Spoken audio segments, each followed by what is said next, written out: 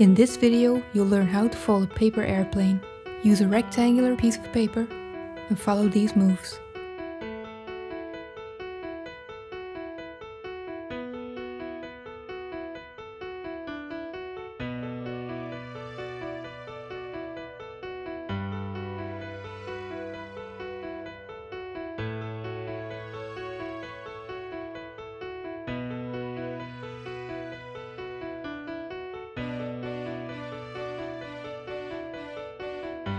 Always make sure that your plane looks nice and symmetrical.